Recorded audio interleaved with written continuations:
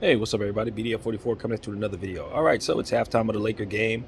Lakers down 11 against the Utah Jazz in Utah. No LeBron, no AD. I think the team is doing the best they can. Dwight Howard is getting some big minutes and having a big game.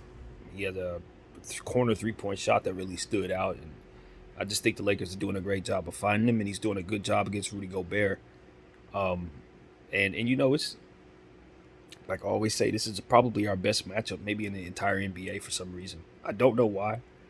But the Jazz always play in a way that tends to allow us an opportunity to do the things that we want to do, and allows us an opportunity to play defense against them about as well as any team in the league. Now, granted, we're down 11, but without LeBron James, I think that's really what it is. If we had the King down there doing the things that he normally does, this would be a tied game, or even we'd have the lead.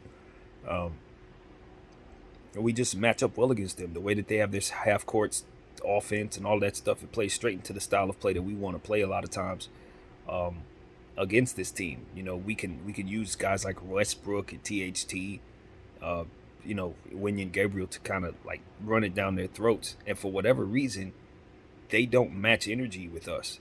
They beat everybody else in the league. They're a pretty good team throughout the season, but when they come up against us for whatever reason, I guess we just attack them in the right places. But nevertheless, it's not leading to a victory tonight thus far. But this game has been closer than an 11-point spread. They kind of pulled away over the last couple of minutes. But you know, you like the Lakers' effort in this game. You hate the defense as always, but you do like the size that we decide to use tonight to match up against Rudy Gobert, and I think it's why this game has been closer than the score shows us at the half. So um, I think the thought that comes to mind in watching this game is just, and this is not a new thought, but I think this team players are getting better because of what it is they're forced to do, and playing in small ball situations. Westbrook, I think, has become a better point guard this season.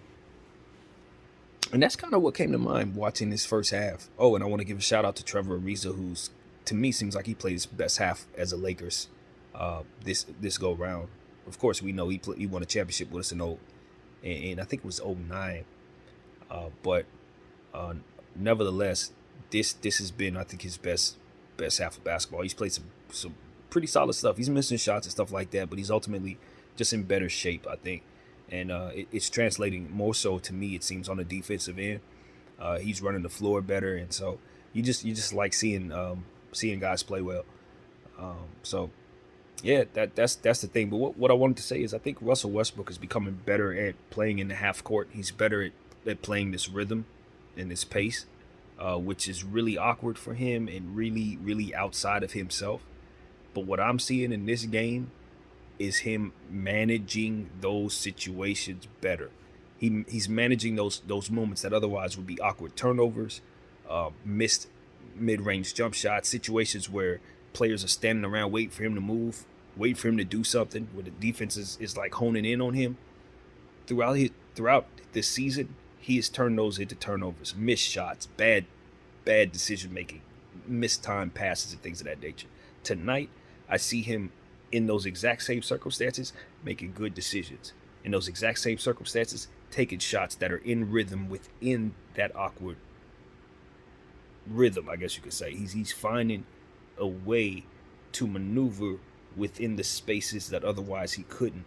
I see the improvement, and that's very, very important for him, because wherever his career is headed, he's gonna take what he's developed here in this awkward space that he's been forced to live in and play within, rather, and he's gonna be able to maneuver within that if it ever comes about on these in the future. You know what I mean? Because he's not gonna find himself in a fit this bad ever again.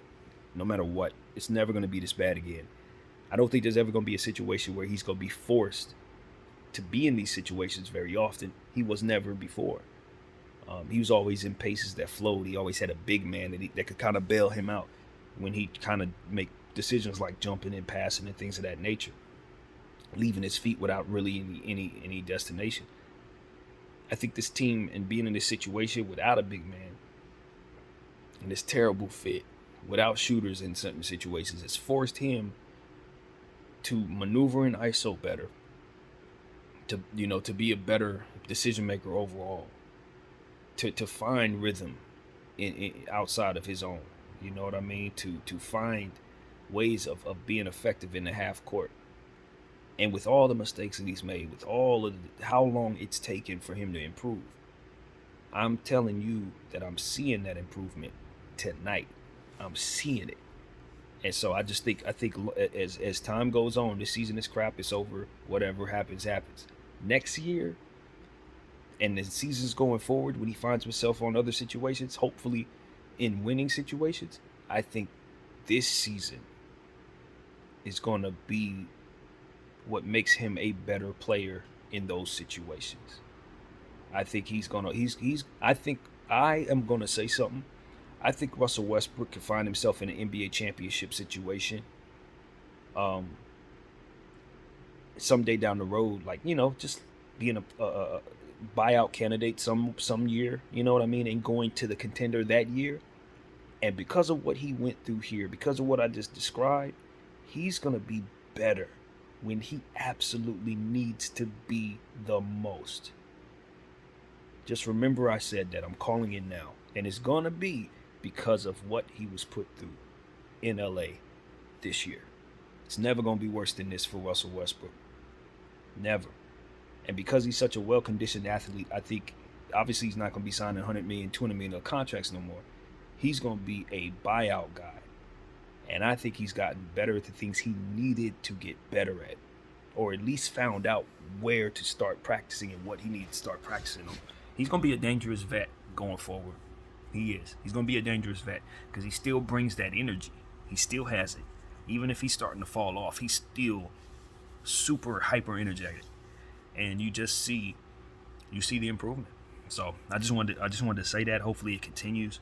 And enjoy the second half. The Lakers are giving us much more to work with than they did in the previous game, so that's really good. And hopefully they can just make this a game and find a way to win it. Find a way to win it. Since we're going all in for this play-in tournament, find a way to win this game. Bron and AD are going to give it a go on Friday, from what I understand. So, that's what it's about. That's what it's about. But we have to win this game. So I don't know how we're going to do it, but we'll sit back and watch them try to figure it out. As long as they continue to go big, I think they'll give themselves a chance. BDF44, thank y'all for watching. I'm out.